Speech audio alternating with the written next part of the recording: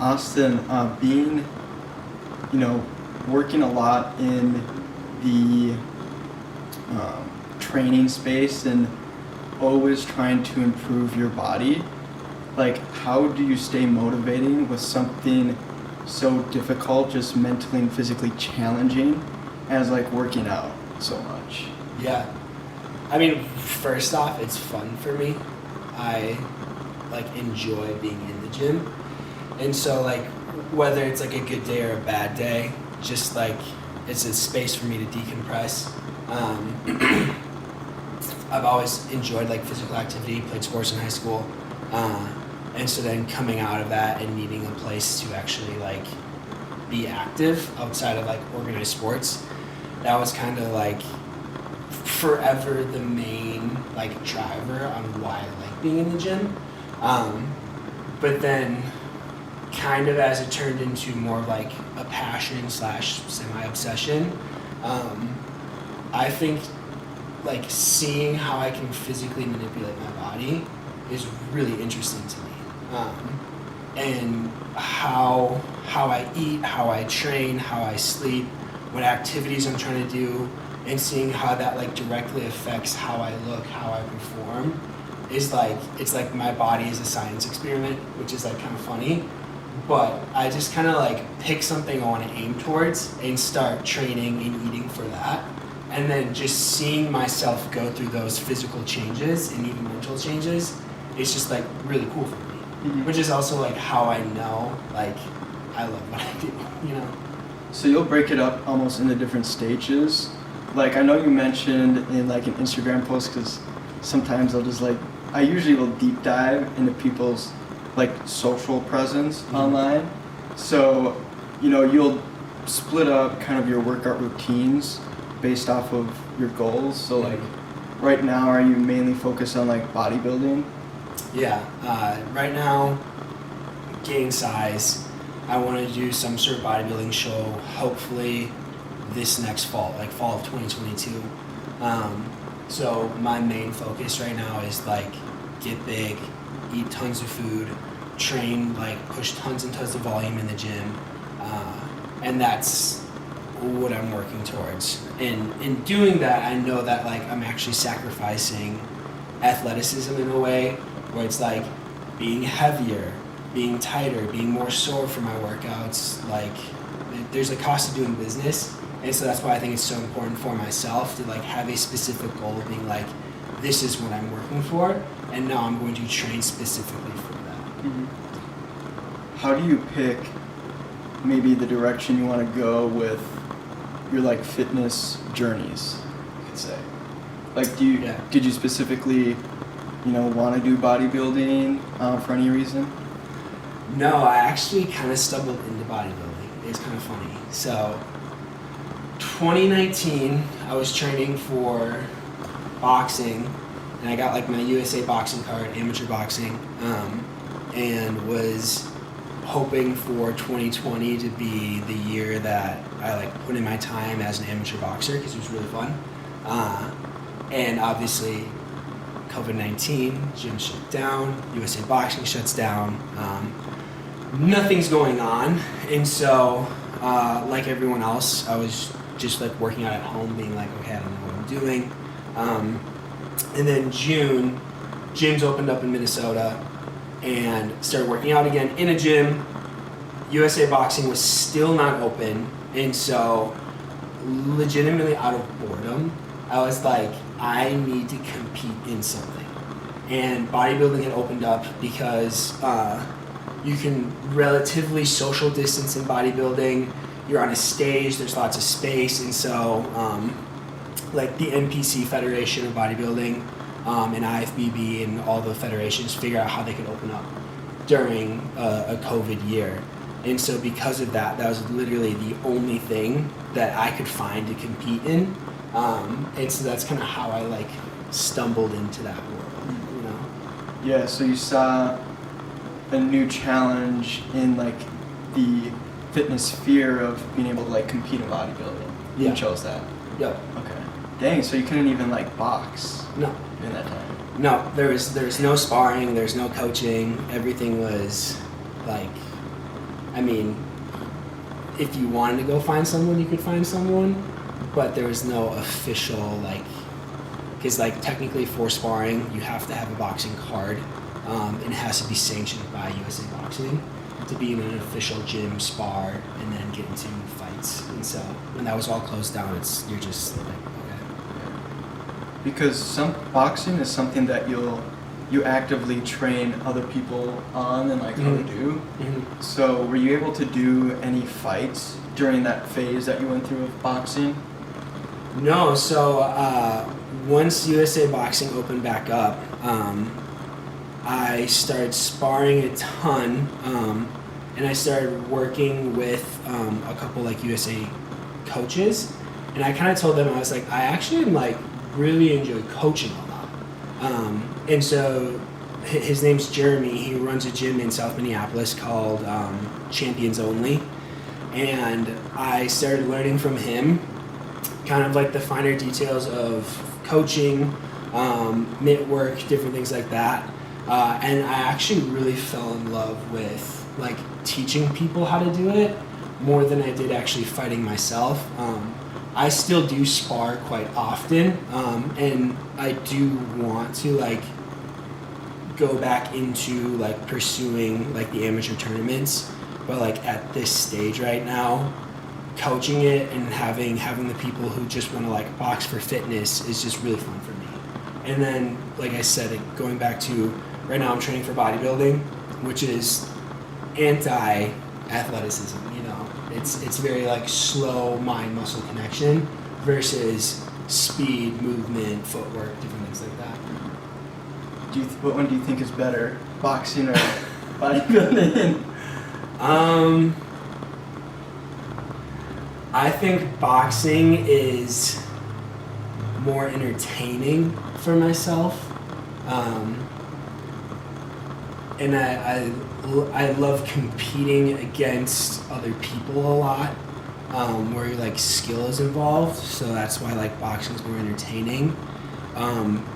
Bodybuilding is more, I guess, like mentally relaxing for me. And like almost peaceful, where it's like, yeah, you like train super hard in the gym, but also like there's more longevity. Like you get punched in the face enough times, like it sucks. You wake up, your head hurts. Like you have good days, you have bad days. There's sparring sessions where you're like you just get wrecked, and you're like, okay, that's a bummer. And like Devin, like he's had those days where it's like me and him will spar and he gets hit in the head a couple times, and it's just like, okay, you know. And so like bodybuilding to me is just so much more peaceful and something that I can see myself doing for a longer period of time. You know, whether or not I continue to compete in bodybuilding is like another question. But the style of training for bodybuilding is just so, for me, it's longevity, and I know that when I'm in my 50s, I can still train to that level of intensity and still feel good. Yeah, I mean, you spent a lot of your adult life in just like the physical space and just working out in that space. Mm-hmm. Do you think there's like a superior sport or exercise, I guess, kind of when you look at bodybuilding, boxing, running? Do you think there's like a superior one to all of them? Maybe in your perspective too. Yeah, I think it's really hard because things are so sports specific. So to like put a blanket statement on like one size fits all is kind of difficult. I will say at the end of the day, like basic resistance training, you know, medium intensity, medium volume, medium weight, something that like keeps your body feeling good, like that is the healthiest thing to do, you know, where it's like you go to the gym 4 days a week, you lift until you feel kind of sore, but you never feel like you're incapacitated, and it allows you to be fast, to be strong, but you're not really an expert anywhere. And so it's like for a normal person, I think that is like the peak. It's just that kind of traditional medium intensity, medium weight, medium volume. what just makes you feel good, you know? Beyond that, we're getting into sports specific, you know? I love CrossFit, but I don't think CrossFit is the greatest way to work out. I love bodybuilding. I don't think bodybuilding is the greatest way to work out. I love, you know, athletic training, speed, agility stuff, but that's also like not the best way. The best way for most people most of the time is what's going to bring them longevity and keeping them feeling great in their body, if that makes sense. Yeah. You are also a certified personal trainer. Mm-hmm. What kind of motivated you to become certified to train other people? It was just super simple. I love working out, and then it goes into wanting to work out with your friends, which then, like, as I pursued the passion, I ended up just naturally learning more about it than them, and so then I became the person that, like, the friends would ask the questions to, and then personally being like, I really have fun helping you guys out, and then seeing you, like, achieve things in the gym or in your sport. And then figuring out, like, oh, I can monetize that, make a living, pay my bills, and then also really enjoy what I do. It was honestly super simple to, like, make that transition. I just have so much fun seeing people understand how strong they actually are, and how much ability and capacity they have to not just simply push themselves physically in the gym, but mentally. And like, when I see someone in the gym and it, like, clicks in their brain where they're like, oh, I can do this. I do have the ability. I do have the knowledge. I do have the strength. Like, that's so exciting to me. Like, I get goosebumps just thinking about it, because it's like, it's so empowering for that individual to understand that, like, they can do it, you know? And knowing that, like, that feeling they got in the gym will go beyond just the gym, but it's going to affect their work life. It's going to affect their job. It's going to affect their family, their friends, their relationships. And so that's just really cool for me, you know? Yeah, I think working out is one of the greatest things that you can do for your body, and also just your mind. Like, there's a physical and mental benefit to working out.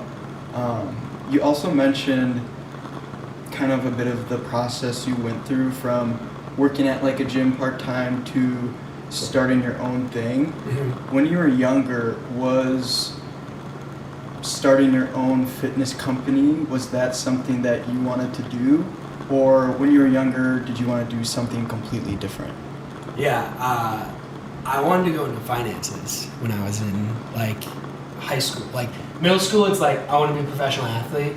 And then, like, once you realize that you have a, like, you know, 1 in a million shot of actually going that and being like, do you actually want to pursue that? And not. Then in high school, I was like, I'm going to go into finances. I'm going to be like a financial manager, or like some sort of, like, get involved with, like, investment firms or something like that. And so I actually got a job at a bank my senior year of high school, and was planning on going to college, working at this bank part-time, and then that was going to be, like, my catapult into the investment world. And obviously didn't turn out. And I'm so happy, because I worked at a bank for on and off for 5 years. And I thoroughly enjoyed my coworkers. My boss was amazing. I learned a ton. But more importantly, I learned that, like, this was not an industry I wanted to be in. And because, again, going back, I always loved athletics and fitness. I was working out while I was in college and pursuing finances, working at a bank. And so it got to the point where I'm just like, I cannot, like, get up and spend another week working 40 hours in a bank. Like, I can't do this anymore. And so that was kind of the segue into, like, it started out being like, this is the dream. I don't know if this is a dream. Okay, this is not the dream. And then again, going back to all my friends were already coming to me for workout, fitness advice, want to work out with me, that it was such a natural segue into then working for an actual gym, into where I'm at now. Mm-hmm. Yeah. Yeah, so kind of the passion for working out and helping other people discover working out, did that just overpower basically your desire for finance? Yeah, I think I just got bored, honestly, working at a bank, and like I realized that I couldn't sit behind a desk. I still love like investment stuff, and like I do my own like personal investment for fun. Hopefully I'll make it big, who knows. But as far as like a career and being like, I'm gonna spend again 40 plus hours a week sitting behind a desk on a computer, that appeal just started going away. Versus like now, like I get to work in a gym and I'm active and I'm moving and I'm working with my hands, I'm in conversation, and that just brought me so much more life. And so I went from, so I worked full-time at the bank, started working part-time at this gym in the North Loop called Fit Body Boot Camp, and I taught group fitness. And so I would get to the gym at 5 a.m. and then I would train until 9:30 a.m. and then I'd get to the bank at 10 a.m. and then I'd work from the bank from 10 to 6, and then I'd get back at the gym at 6:30 and then work until 8 p.m. And then I'd go home and like try to go to bed early because I had to be up at like 4:15 in the morning. Mm-hmm. And so that was my flow for like a year. And through that, I was like, even though I have to get up at 4:15 to go to the gym, I like going to the gym to work way more than I like going to the bank to work. And then through that transitioned out of the bank into full-time working at that gym. So was it the pre-workout that just got you going in the morning? and I actually know what's funny is that I got into this like naturalist holistic kick during that season of life. And so I started drinking matcha every morning. I like cut coffee, cut pre-workout, cut all of that. And like I'm actually kind of happy I did it because like most like trainers are like just like knocking back C4s and Bang energies like all the time, and to this day I still don't take pre-workout at all. But yeah, so I would literally get up at 4:15 in the morning, and I would make myself a cup of like green matcha tea, and I would drink that, and that would be like my like morning caffeine. Like, oh, I feel so good, you know. And now I'm like looking back at it, I'm like, I could have had coffee and been so much happier. Yeah. But I was, you know, whatever. And so that's how I made it do that. Matcha. Okay. Yeah, matcha. Interesting. Yeah. What I'll do generally in the morning is I'll take like half of this, like you could call it like a caffeine tablet. So I'll cut it in half because I've had like coffee, like cold brew in the morning before. But I know that can dehydrate you in the morning. So going through that period, I was like, I don't think this is something I want to do long term. It's like drinking coffee before working out. And pre-workouts can sometimes just, you know, take you on a roller coaster in the morning, and then later in the day you just crash down hard. Oh, yeah. I was like, okay, well I don't want to do that. So then I just kind of converted to just finding like a caffeine like tablet, cut it in half to 100 milligrams. Okay. And then I'll take L-arginine, I think, because just with caffeine, it can, I think, restrict your blood vessels, and I think L-arginine will help open those up. Blood flow. So it's like a balance thing. Yep. Is there any recommendation you maybe have for people that work out in the morning to like prime their body? Like, would you suggest something like that? Do you think? I mean, you obviously did matcha, which works. I mean, which I don't sell that. Like, I'm not like a hard believer of like you have to do matcha. Yeah. But I mean, for like working out in the morning, it's like sometimes tough to just get going. 100%. I mean, you can have a good workout routine or warm up routine, which helps, and you can take some type of stimulant if you want. But is there anything that you found to work really well for you? Food and water.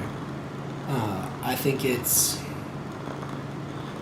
I mean, this is where it's like there's a million and one different thoughts, but for me personally, I wake up, so I wake up if I'm gonna work out in the morning, an hour and a half before I work out.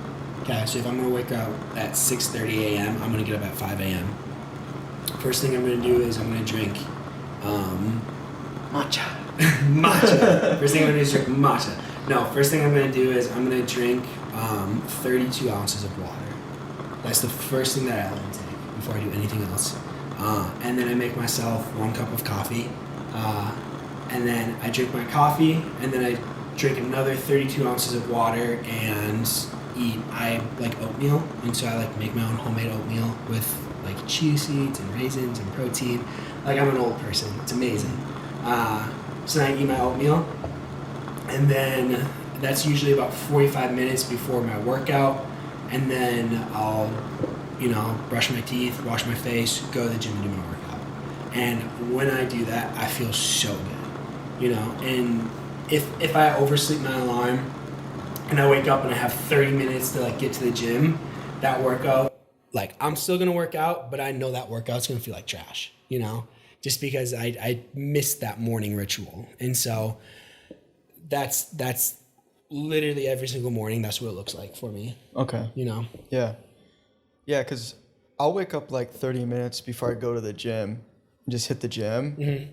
I mean, do you think it would be better to wake up earlier, try to like warm up the body up until then? Because I'm generally kind of don't want to eat up until after the workout, just to get in like that fasting period. Sure. Just through listening to other people. Like, obviously it's great to, have fuel for your body. I'm just like, screw it. I'll just like fast to workout. Totally.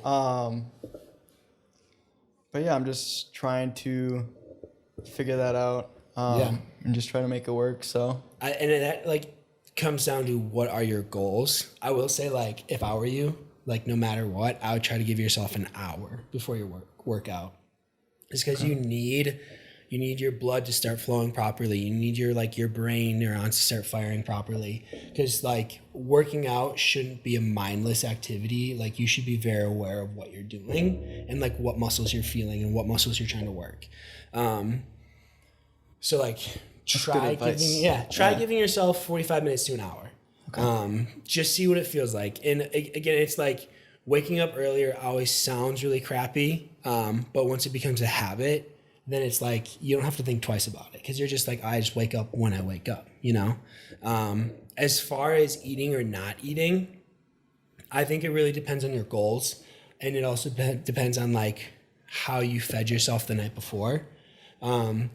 So like a lot of people, like if they're focusing on cutting weight, will try to work out fasted in the morning, because you're using up whatever calories you have left from the night before and through sleeping. And so you're trying to have a higher calorie expenditure throughout the day, and like gaining versus losing weight's all about calories in versus calories out. So if you're trying to lose weight, working out fasted is great because you don't have a lot of calories to pull from. So you're just basically your body's going to metabolize itself. If you're trying to gain weight, it's a lot harder to do that fasted, because your body again is metabolizing itself versus metabolizing the food that's in your in your stomach. But you can counteract that if you have a massive carb dinner or a carb protein snack before you go to bed. And some people will do that, and they prefer to like work out like that. And so it's really like, one, what are your goals? Gain weight, lose weight, performance, and then trying to gain weight. So I would encourage you to like eat something before you work out. Or if your body can maintain the calories, like you can do like a big bowl of oatmeal with protein and peanut butter and yada, yada, yada the night before, like 30 minutes before you go to bed, Yeah. Because I've done in the past where I'll eat like a banana before I work out. I don't know. I'm just trying to balance like being able to get the benefits of fasting. But I suppose if you're trying to gain weight, then that might be counterintuitive. Yeah. But yeah, I do eat a pretty large dinner usually at night, Okay. like a lot. So then you might be fine, you know. Okay. And like I went through years where I would work out fasted just because I didn't care about gaining weight or losing weight. I cared about performance. And I was doing CrossFit at the time, and I actually felt really good working out fasted.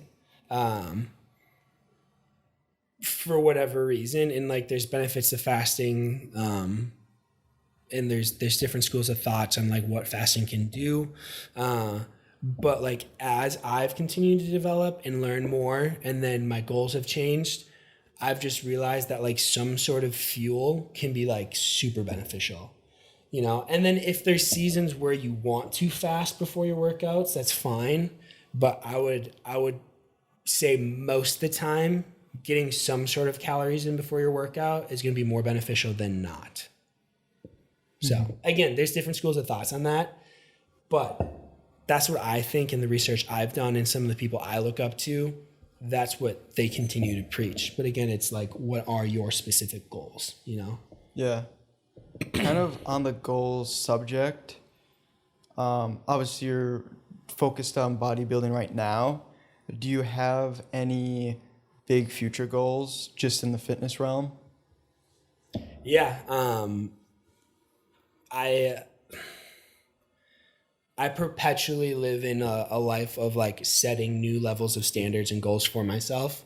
And so I just competitively for myself, like want to be like, whatever, like I want to be the best.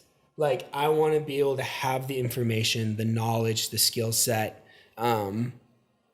so that I can train my people smarter, so I can train them more efficiently, so I can have information to help people. And like even for myself, where it's like I never just look at it just like, oh, I'm just learning for myself right now. There's so much of it, so much of what I do, I'm always thinking about like, how can I apply this to the people I'm working with?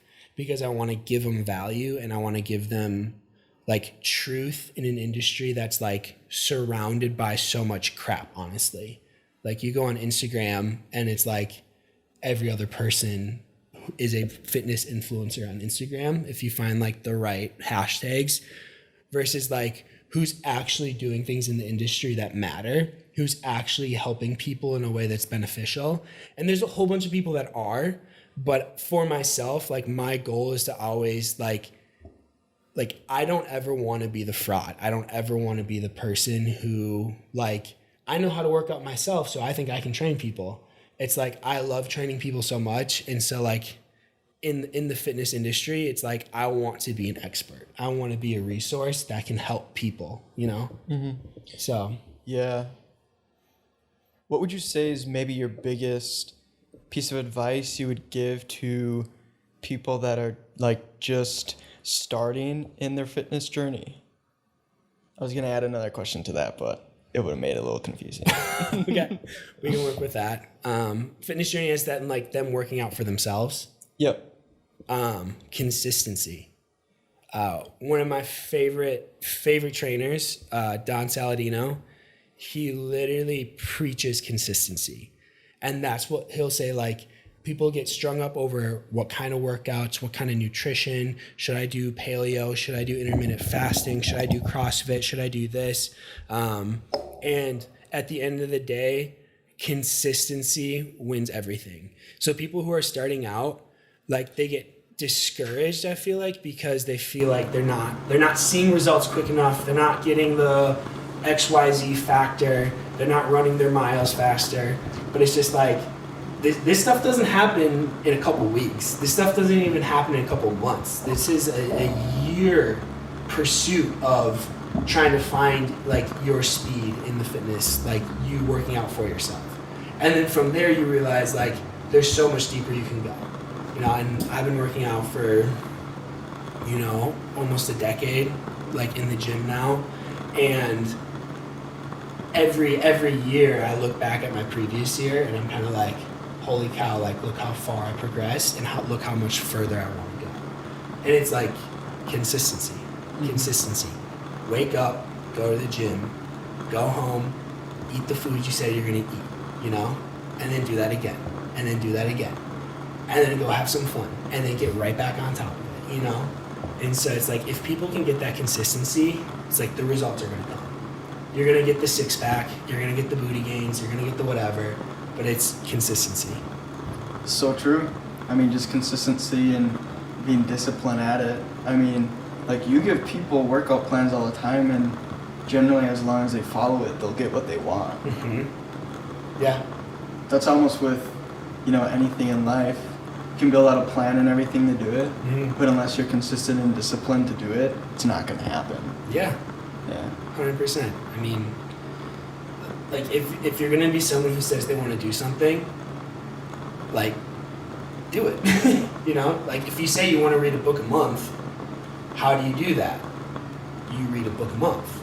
You know, it's like, maybe don't pick the 1,200 page book. Start small, and so it's like putting in the time and saying, like, oh, and like, the New Year's right around the corner. Everyone's gonna be making resolutions and saying they want to do this and that and whatever. I want to travel more. Go travel more.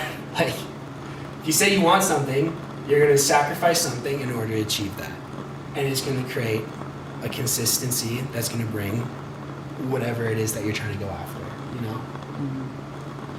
Yeah. You did mention, you know, that in the space that you're in, you're trying to, you know, not put out information that may be like misleading, or trying to be like a true personal trainer and influence to the space.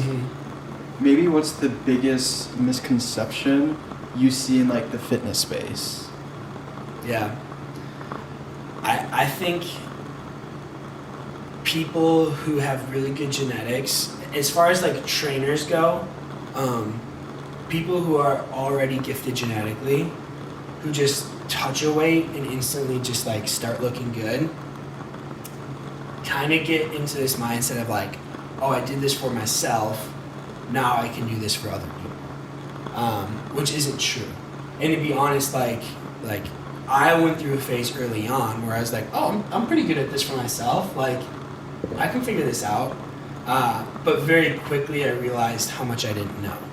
And then through that, you kind of approach this like, do I take the time to actually learn, or do I just continue to base my knowledge off of what I think I know? You know, and so it's just like, you just see so many people on social media. Social media's just made this rampant, where it's just like, oh, this person looks good, I'm gonna do what they say. Where it's like, they may literally have no idea what they're saying or talking about. And they might tell you like, oh, do intermittent fasting, and that's the best way to get the best results, and you're gonna look just like me. Where it's like, that person who's doing intermittent fasting who looks like that is literally like 1 in a million, a genetic person who's just like hit the jackpot when it came to being able to eat and train. And that's not everyone, you know? Or a photo's so manipulated, like, who knows if that's even like what they actually look like. And so like, I just think you have to be so careful of social media, where it's like, again, which is why my biggest passion is like, can I actually bring value and information to the people I work with, you know? Or am I just telling them to do things that work for me? No, it's not a one size fits all. And so that's where I think like, I see the biggest like that makes me unhealthy, you know? Yeah. You know, because like what you mentioned with some people might claim that like they're not on steroids and stuff like that, so genes definitely does play a factor in there. Like, what are your thoughts on steroids? I mean, what if this was like one of those videos? Did you ever see those? Natty or not? Yeah. I think it's a personal choice. Like, I don't think any less of anyone who decides to take, you know, PEDs, performance enhancing drugs. Like, I mean, in the bodybuilding world, it's rampant, obviously.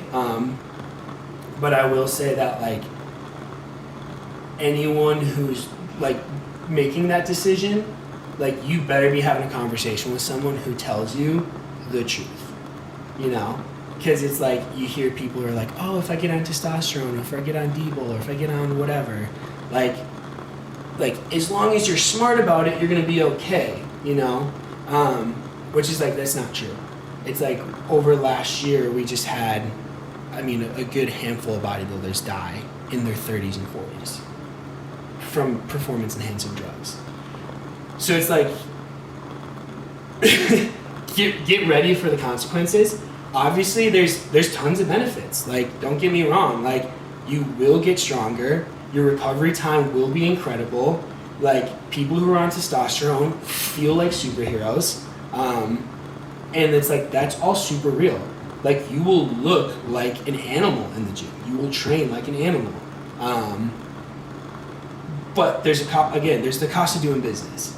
And so it's like, one, just because you're getting on steroids does not mean you're going to look like Chris Bumstead. Chris Bumstead works his butt off. Like, that man has a work ethic in the gym like no other. And all these top tier IFBB pro bodybuilders who are going to the Olympia, like, those guys are on performance enhancing drugs, and they're also putting in the time in the gym. And they're eating the right food, and they're getting sleep, and they're recovering correctly. But they get the benefits of the steroids. Now, for normal guys like you and me, who like we're happy, like working out, looking good, you know, getting a pump, is there really a reason why? It's like, not really. So why would I? You know, if I wanted to be an IFBB pro bodybuilder, I could play with the idea of it, but again, you gotta be real with the consequences. Where it's like, once you start, not very many people get to stop. You know, even if you quit, like, there's a lot of guys that have to go into post-hormonal treatment, where it's when they're trying to get off of steroids and they're trying to get off of gear. You have to like wean yourself off like other drugs, because your body basically stops making certain hormones. And like, I'm by no means the smartest guy in this field, but like, I mean, I have a friend who he was on his way to being a pro bodybuilder, ended up not working out, and so then he got off of drugs, and now my man can't get a pump in the gym because his hormone levels are all messed up, and he's only 32, I think. So it's like, he's super young, but there's a cost of doing business, and it took its toll on him. And so now it's like, his quality of life has changed because of that decision. And so, again, it's a personal choice. I have nothing against people who are on it. I think if it's within the rules of what they're trying to compete in, like bodybuilding, then by all means, that's totally fine. You know? So. Yeah, it seems like hopping on, you know, steroids is like a goal-orientated, maybe more short-term. I mean, obviously it can last for years, but you have a goal, and that single goal is being able to go out, compete, and win. Yep. Most of the time. Yep. Yeah. And again, it's just like, are you training for longevity? Like, what are your goals? Again, if your goal is to be Chris Bumstead or to be Big Ramy, it's like, yeah, you're not going to do that naturally. You have to get on some sort of enhancement. And so it's like, that's the decision you want to make. That is, you're right, a short-term goal. Like, that's something that's like, you're going to compete into your 30s, you know, maybe 40s if you're lucky. But from there, it's like, you got almost half your life now that you're going to have to potentially live with the consequences of that decision, you know? And if you're okay with that, then by all means, go nuts. But the guys who just go to the gym and hop on gear because they want to hop on gear and be big, like, to me, that just seemed very, like, just honestly, like, quite frankly, it's dumb. It's stupid. Like, if you're not trying to compete and win something, it's like, why would you put your body through that, you know? Yeah. So I'm glad that stuff is relatively difficult to buy, because I feel like when you're younger, like, if you're not built a certain way, or if you're like smaller and stuff in school, yeah, like, you start seeing social media, and maybe you watch like Pumping Iron with Arnold Schwarzenegger, and you're like, dang, I want to look like him. Oh yeah. I'm glad those things are hard or difficult to buy, because, you know, if you're a kid and you see that stuff, you kind of just want to hop on it. and get big and strong, because then it comes to social aspect, which is very important in like high school and going to school, of being popular, being liked by everyone, that I feel like a lot of kids would maybe like gravitate towards. Yeah, and honestly, like, I think it's weird because like in America, steroids are illegal, technically illegal. I mean, obviously you can get them prescribed, but what happens is that there is so much like non-information because of that like kids who do find it, I mean, there's kids who are 16 who are getting on freaking trend and like ruining their lives because they have no idea what the consequences are. And so it's like, I'd rather see legalization with information than like this perpetual like dark scary world of steroids, where it's like people are doing it, so let's get people information so that the 16-year-old in high school who wants to get big and impress whatever, like, will understand like what he or she is about to inject into their body, you know? So, and I also think it's a lot easier to get than you think. Like, you just gotta know the right person, you know? You gotta go to the right gym. Do you know people that get you steroids? Yeah, 1,000%. I know who to talk to, you know? And I mean, like, the crazy thing is that, like, they synthesize steroids out of, like, yams. Or no, like, or... Oh, I think it is yams. Yeah, it's yams. Yeah. Yeah. I remember listening to that on a podcast, and I was like, what? Yeah, More Plates, More Dates, Derek. He talks about, I mean, if people listening to this really want to, like, learn more about it, More Plates, More Dates is, like, the podcast YouTube video on steroids and performance-enhancing drugs. The dude's super smart. But yeah, he talked about it recently, and yeah, it's like they're synthesized from like yams and soy or something like that. So you just gotta find someone who's growing a lot of yams, apparently. Like the complete opposite food groups you would think. Yeah. Even like muscle building steroids. Like chicken and beef and yams. Just got a yam farm making steroids. Do some buffalo bones and the steroids. Yeah. Dang, that's funny. Who do you look towards in the like fitness space for inspiration, for advice? Yeah, I already mentioned one of them, Don Saladino. He's a trainer out of New York. He's been in the industry for decades, and he is what I picture myself, 20 years from now is to be like him in the industry. His knowledge, his ability, his personality, how much he cares for the people he works with is super impressive. And so I actually just did a mastermind with him this last weekend. It was a 3-hour Zoom meeting, and I'm someone, like I said, like I can't usually sit in front of a computer for very long. I was like listening for 3 hours to him talk about business and marketing and fitness, and I was hooked the whole time. So Don Saladino's unreal. Dr. Pat Davidson is another one.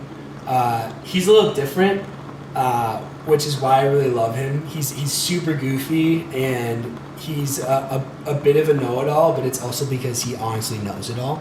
And so like when you listen to his stuff, you're kind of like, this dude is just like, has like 0 F's given. He just says it as it is. And his information, again, like the way he cues clients, like I'll literally watch YouTube videos of him just like cueing clients on how to do movements, because he's so smart and how he can get clients to properly squat or properly do a row or properly do a bench press.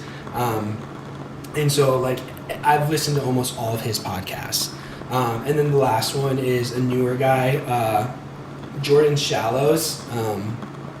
He's a chiropractor and now like a fitness guru, and he's younger, but his stuff is really good too. He's just a little bit more. He's like a huge like biomechanics movement guy, and like I mean, all three of these guys are smarter than me. Don and Pat do a really good job talking to a level that like the rest of us can understand. Jordan Shallows is like scientific going into it, and so you definitely have to be like ready for some like like heavy like biomechanic like wording and stuff like that. But yeah, all three of those guys are super smart, and anyone who's like looking to learn more as far as like learning how to train, learning how to work out themselves, learning how to like properly eat, like those guys know what's up. So. Sweet. I haven't heard of those guys, so I'll have to check them out. Yeah, check them out. They're sick. Nice. Yeah. What do you think about the knees over toes? As far as squatting? Yeah. I think whatever allows you to get safely into your squat is great. Yeah. I think it's so funny, like people are so hard-nosed on like, this is the way and this is the way you have to do it, you know? Versus just like, what can you do? Like, you know, like what allows you to get depth in your squat safely? And if that means your knees go over your toes a little bit at the bottom of your squat, but your lower back's fine and your hips are fine and your knees don't hurt, I don't know, I don't see a problem with that. Yeah. You know? Yeah, it was interesting because a lot of stuff he does is maybe like counterintuitive to what you'll hear, which is like, don't strengthen your knees or like don't bend your knees so much and stuff like that. Like he'll do a lot of stuff to maybe strengthen his knees, and just how I've grown up with whatever like fitness knowledge I've had has been like trying to not put so much pressure on your knees, maybe. So, but I think that's like, I think anything that, you know, like your knees or body parts that are maybe weaker than other parts, you need to strengthen them in ways that are pushing them maybe in like uncomfortable positions at times. Yeah. As long as it's not like excruciating pain. And I think like with stuff like that is like don't ego lift. Like if you can't squat the weight comfortably, like you honestly probably don't have a business squatting that much weight, you know. And so it's just like if our form is correct, there's no pain, we're using proper technique and timing, like you're not just like, I mean like more than anything what's going to hurt your knees is if you're at the top of your squat and you just like elevator like drop into your squat, like where you lose all tension and you just bottom out, like that's going to hurt your knees. But if you can keep your quads, your hamstrings, your glutes activated all the way through that range of motion on that eccentric motion, then it's like you're going to be fine. And if you can keep that like contraction on the way up, you're going to be fine. But it's like my heart hurts when I see like guys throw up, you know, they throw 400 some pounds on the bar and they just like, it takes them a half a millisecond to get to the bottom of their squat. Like, yeah, your knees are going to start hurting from that, you know? But the guy who realizes that, you know what, like 250 is a good enough weight for me to back squat and I can perform it correctly, then like stick with that, you know? Yeah. And so, and that's where it's just like knees over toes, knees not over toes, squat to 90 degrees, squat below 90 degrees, like all that stuff. It's like, do what your body's able to do and then just do it right in the sense of like, take your time, make sure your muscles are firing properly. Don't just like try to get the weight down and back up as quickly as you can. It's like, enjoy the rep. I tell my clients, they get so mad at me when we're squatting or we're doing a bench press or anything like that. I'm always like, enjoy the rep. Like, take your time through that range of motion. Like, don't give me those half reps. Don't give me the like bench press where you bounce it off your chest and you get the weight back up. It's like, no, it's like slowly lower it. Feel those muscle fibers stretch. And then like push and feel the contraction, you know? And the same thing goes for squatting. Mm-hmm. Dude, you brought up the topic of like training people, like enjoying the rep. And just when I'm in the gym, the experience of people in the gym without a trainer to, you know, people in the gym with a trainer, you know, not all cases, but I'd say a lot of people in there with trainers, there's some part of them that just absolutely doesn't want to be there more than other people maybe. Like sometimes there's maybe more like maybe not a huge desire to like, you know, push themselves to greater limits. Yeah. I think I know you do, you know, go through the people that you train, and you have a pretty like extensive criteria that you want people to meet. So you're able to like get better people, I guess. Too, Yeah, so 100%. I mean, I think what every personal trainer needs to learn is quality control, where it's like my clients aren't hiring me, I'm hiring them, actually. That's the way I think about it. Because there's kind of two questions there, and I'll answer both of them. Pre-2020, so I started my business in 2019, and like any young entrepreneur who's just starting off, you just think I need as much work as possible so I can pay my bills. I don't care what kind of work it is. I don't care how much I have to charge or how much I have to get paid. I don't care. I just need work. Okay. And so I did that, and I was, training 8+ sessions a day in the gym, which is a lot of time in the gym. And to be quite frank, about half my clients, I did not enjoy my like hour in the gym with them, because they just like complained, were unmotivated, refused to listen to me. They wanted me to fix their problems. It was up to me to help them lose weight or to help them get more mobile.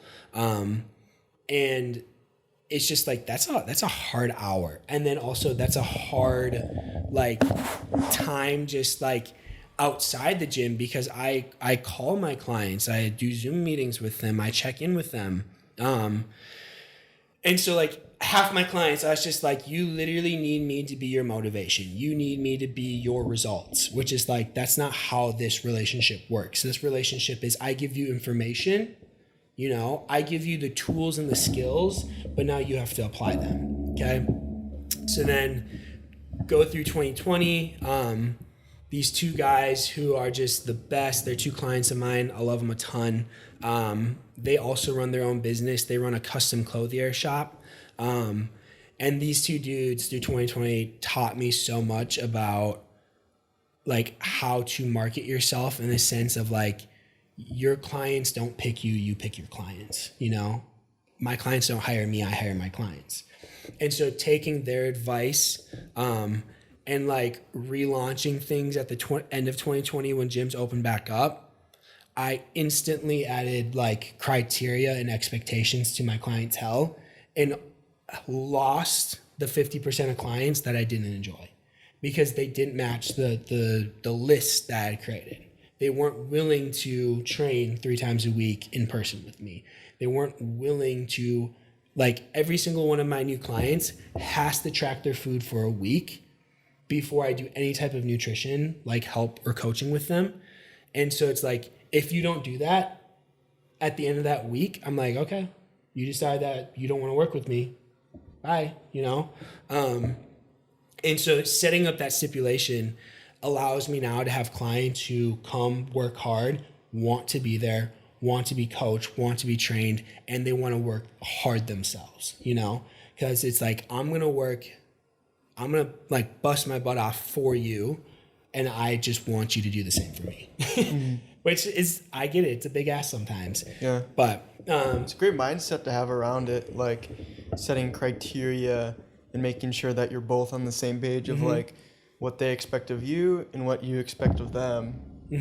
And that's like a great working relationship, fit training relationship. Yeah. And I think like skills like that you can take outside of the fitness industry, because at the end of the day, it's like people who are entrepreneurs, we are trying to enjoy what we do. Like, we are excited to wake up in the morning and go do our jobs because we picked to do this. And so being able to set ourselves up in a way that allows us to continue to enjoy it for the next decade or 2 decades is so important. And that's why it's like my 2 friends, it's like they've been running their custom suit shop for over 10 years, and like, are there good days and bad days? Of course. But are they so happy to be doing what they've been doing for the past decade? Yeah, because they've learned to work with the people they want to work with. And so it's like, if I can do that same thing, then it doesn't matter if I've been in the industry for a decade or 2 decades. I can still love it because I love the people I work with, you know? Mm-hmm. Yeah, you launched your business almost like It was summer of 2019. Yeah, was it right when gyms were opening back up is when you launched it? No, it was the year before that. So I Okay. opened up my own business in July of 2019, and then things shut down March of 2020. So I was just about 6 months into my company. Dang. And so there was initial panic. But then 2020 ended up being my best financial year I've ever had throughout any of my jobs. Nice. So it worked out. Yeah. And I just kind of like, I took that and just kept running, you know? Aside from COVID, what has been maybe the biggest learning experience that you've had starting your own thing? I think my passion is fitness, but running a company, fitness is like 15% of what I do, you know, training people.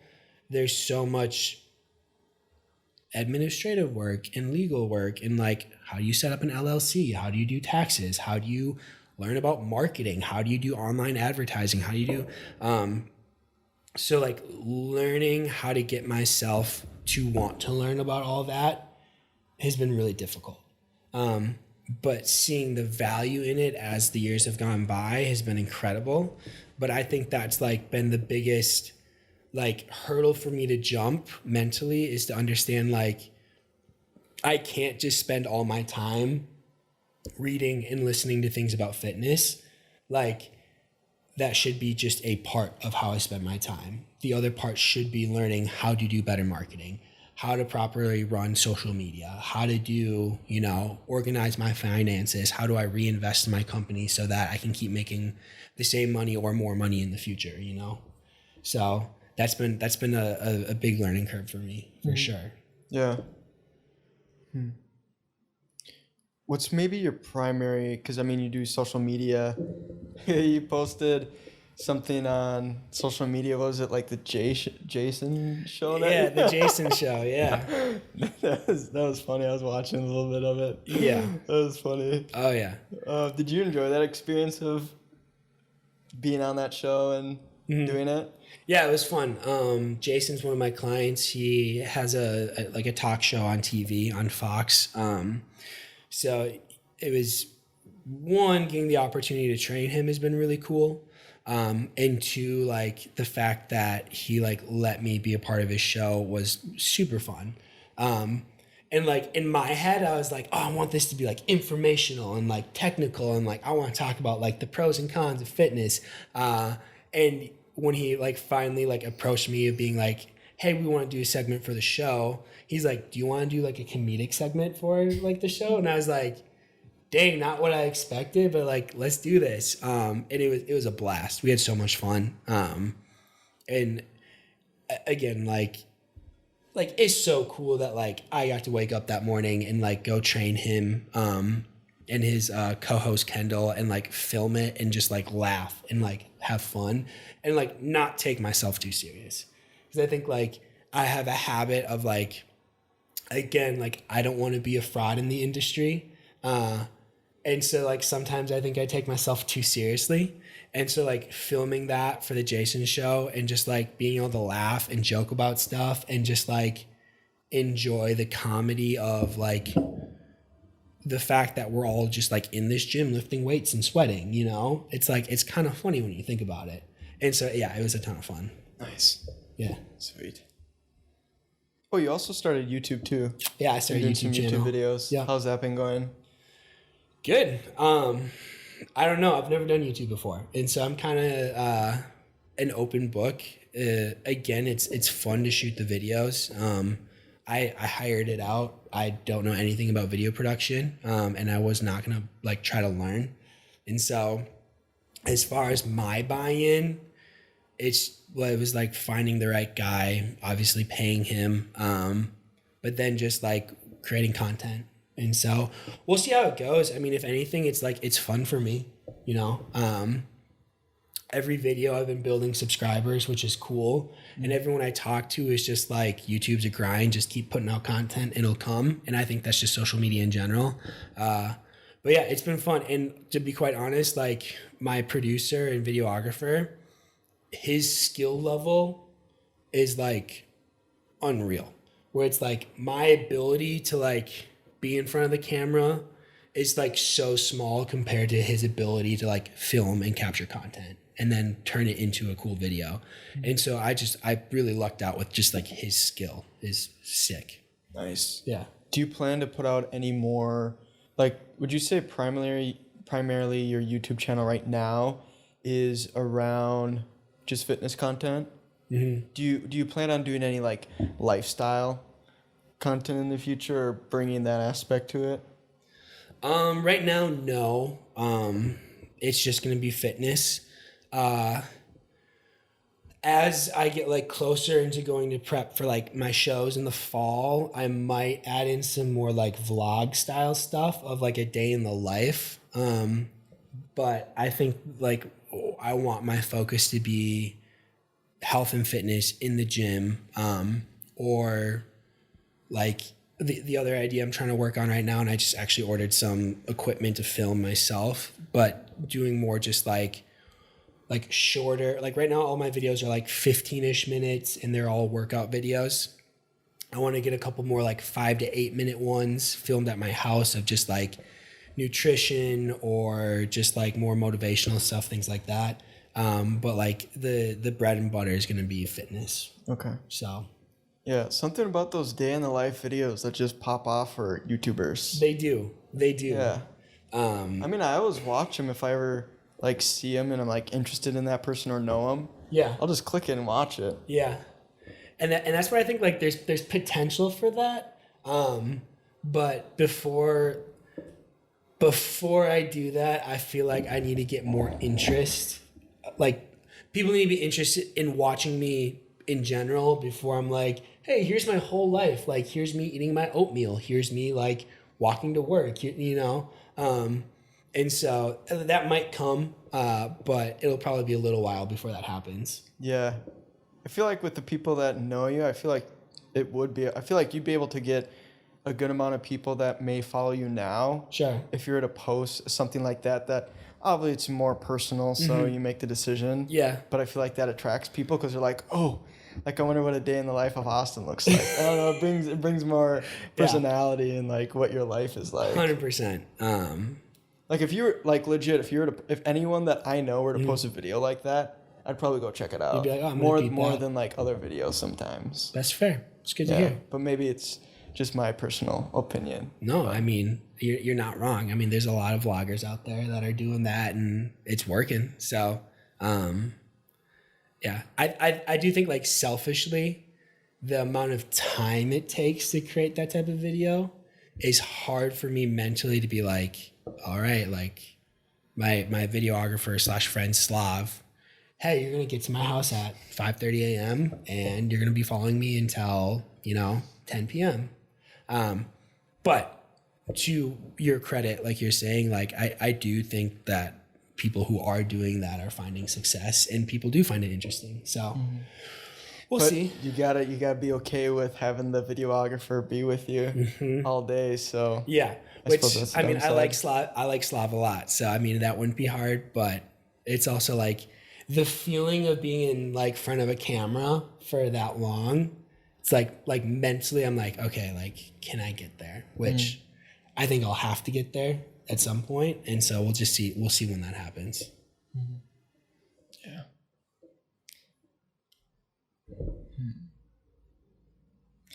What are some long-term goals that you maybe have personally that doesn't have to be around the entire fitness space that you do, but just maybe personal goals you have in the future? I mean, travel is really important to me. And so like one of my dreams is to be able to like run my business remotely, so that I can go and travel and see places.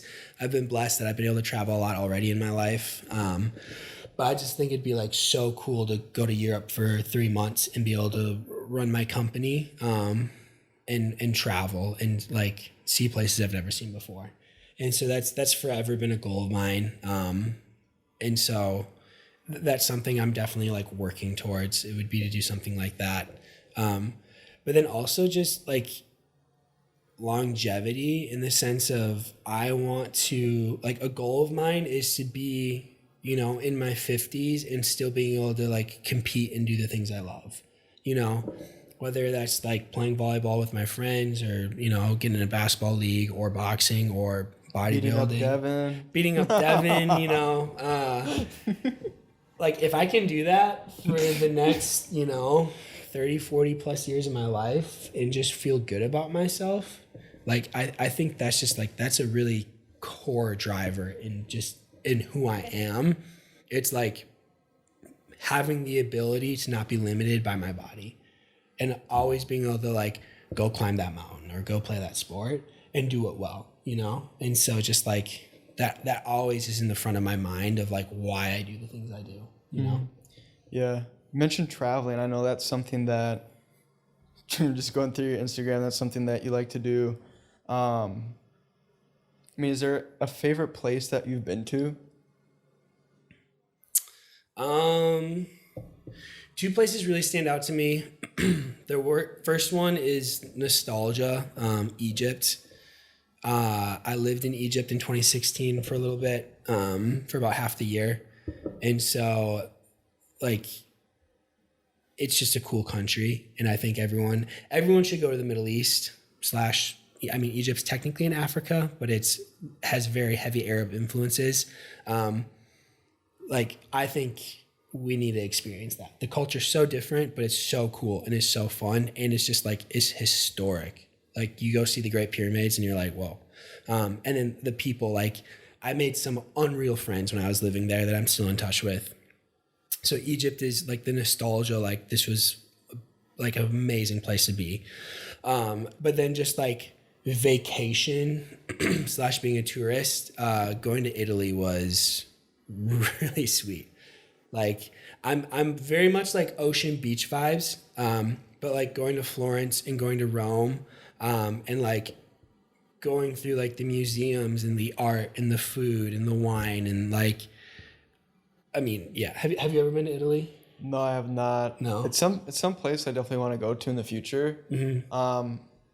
I think I've heard of one person that has gone there. They liked it. I think they said the people were a bit rude. If they find out you're from like the U.S., sure, it's like give you shit. Yeah. But yeah, I mean, if you had a great experience, Yeah. like awesome. Yeah, that's so funny. But yeah, there was one. A friend was sharing this story where they were at a restaurant and the waiter just kept giving like my friend just like shit just from being like the U.S. So apparently, like when you go over there, you should say you're from like Canada. Yikes! Just to. I won't do that. You know, Canada's like the stepchild of like the North Americas. JK, I love Canada. Jordan Shallows is from Canada. Canada's great. Dude, I don't know. When I was there over my birthday, and like the restaurant we were at, like they found out it was my birthday. We didn't tell them. They just like our server like overheard the conversation. And they like brought us out like free champagne. They brought us out a bottle of wine. They brought me like tiramisu, and like treated us like royalty. And so, I mean, I'm for sure, like, if you get stuck in, like, tourist traps and you're going to, like, the restaurants right off of, like, where the Colosseum is in Rome, like, I'm sure those servers are like, I'm tired of everyone just speaking English. Like, this is annoying. Like, I could see that. Yeah. But, like, if you're willing to go off the beaten path and kind of, like, explore places outside of, like, the major tourist areas, like that's where you find the best spots and that's where you find people who are excited that you're there.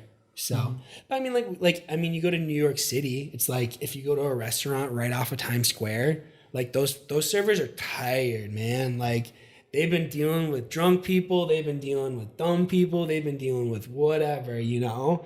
So it's like the best restaurants in New York is like, are they're off in the different like neighborhoods. It's not just like, oh, I'm in Times Square, let me go to this restaurant. It's the best. It's like it's not how it works. And it's like, why would we expect that when we travel overseas, you know? Mm-hmm. So yeah, no, that's very true. You have some tattoos I wanted to ask you about. Just noticed it now. You have one on your arm that looks pretty long. It's very long. What's kind of the meaning behind that one?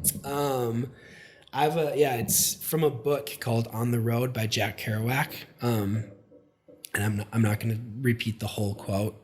The gist of it though is it keeps saying like, the only people for me are the mad ones, mad to live, mad to talk. And it goes on. And for me, when I read the book, it was right when I was like in college, wanting to get out of college, and kind of like start a new season of life. And reading the book reminded me of like my passion to like live a life that's like different. That's like, some people would say it's like, that's crazy, you know? And then to also like surround myself with people who are just excited about life as I am. Because it's just like, I want to be surrounded by people who inspire me, who make me want to work harder, who make me want to like pursue my dreams. And a lot of times those are the people that society would say are crazy, you know? It's like, surround yourself by those people though, because those are the people who are going to help you get outside the box of society and allow you to like be free and like pursue what you want to pursue. Yeah. So, yeah. Do you have the quote memorized? I mean, you could share it if you want. Yes and no. I'll give it a rip. It's funny. It's like from my shoulder all the way down to my elbow. The only people for me are the mad ones, mad to talk, mad to live, desirous of everything, that never yawn or say a commonplace thing, but burn, burn, burn like fabulous yellow Roman candles exploding across the sky. So I misquoted it slightly, but that's awesome. Yeah. So I would highly suggest like you read that book, because it's kind of a different read. What was the book called? On the Road. Oh yes, that's right. Yeah, by Jack Kerouac. Yes. So it's like a beatnik. Basically, it's his adventures with his friends. They would hitchhike from New York to San Francisco, and it's based off of true stories of his life, of the author's life. And some of the stories are like, that is so unrelatable and crazy and weird. But then there's other stories where you're like, oh dang, like that connects like home. And I think especially like being in our 20s, where it's like we feel more restless and we feel more like transient in our spaces. Like the book just really speaks to that, where you're like, oh, anything is possible. Like, what if I just hitchhiked to San Francisco right now? Like, what would happen? Who knows? You know, could I make a living? Yeah, for sure. To wrap up the podcast here, I wanted to ask 2 questions. First one is, if you could go camping for like a week with anyone alive or dead, who would those 3 people be and why? Okay. The 3 people? 3 people. Alive or dead.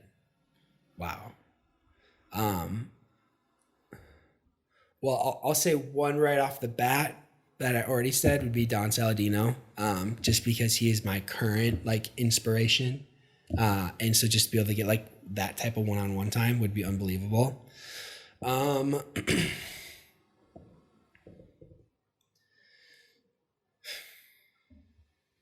This one's kind of funny, but James Dean. Do you know who that is? James Dean. James Dean. He was an actor in the 50s. Okay. He like kind of revolutionized like how acting was done. He was a method actor. Basically, it was like early films. Like, have you ever been to a play or like a musical? No? I mean, it's been a while. You're killing me. Well, basically, like play acting is very like eccentric and semi-stiff, because it's like you're on a stage and everyone needs to see like your big actions and they need to like be able to like hear you. And so they would actually like, when movies started getting more popular, that's how actors would act in movies, was like really eccentric and loud and like very delivered lines. And then James Dean kind of like revolutionized it because one, he kind of made method acting really popular, which is when you like become the character. You don't just act out being the character, but you try to become it. And he was very conversational in the way he portrayed his characters, where he was just like laid back, like a real conversation versus like a contrived written out conversation, if that makes sense. Mm-hmm.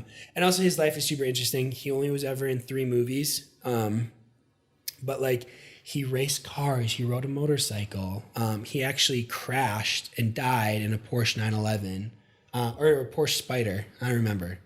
But what a way to go out. Yeah, he was 25 years old. Ooh. Got done with a race and then was driving to another race. So him and a buddy hopped in his Porsche and just like took off. Ended up getting in a car accident and died. So a very short life, but like created a lot of impact in like the film industry. And then also just in kind of like the racing industry. And so I think that'd be cool.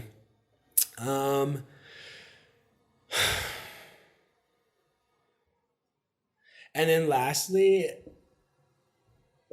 I have 2 that come to my mind, just like from the top of my head: Elon Musk or controversial Joe Rogan. Elon Musk, the dude is ridiculously smart and funny. And I would just want to learn from him. Or Joe Rogan, also smart and funny. But I feel like the reason I say Joe Rogan is because I feel like the conversation with him like would just be endless, which would be a ton of fun. Mm-hmm. So yeah, those are my 3/4. Yeah, sweet. And then the last question, if you were to leave your last piece of advice right now to like younger Austin, what would that be? Honestly, consistency. Like it's like generic as that sounds, like if I were to like go back to my younger self, I'd be like be more consistent in these areas of your life. And like success would come, sooner. I feel like I could have figured out I wanted to be in health and fitness earlier on in life versus like spending so much time trying to chase something else that I thought I wanted, but I wasn't consistent enough in pursuing that dream, And so, yeah, I mean, and that's been like a driving factor over the last couple of years of my life. And so being able to tell my younger self, just be like, be consistent, put in the time, be disciplined. Like, yeah. Mm-hmm.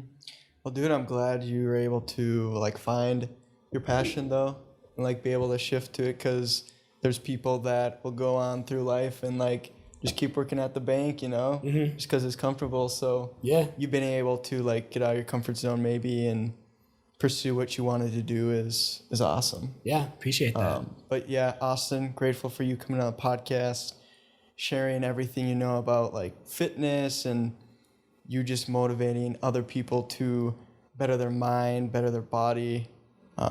Thank you. Yeah, dude. Thanks for having me on. Appreciate it. Sweet. Woo. Sick.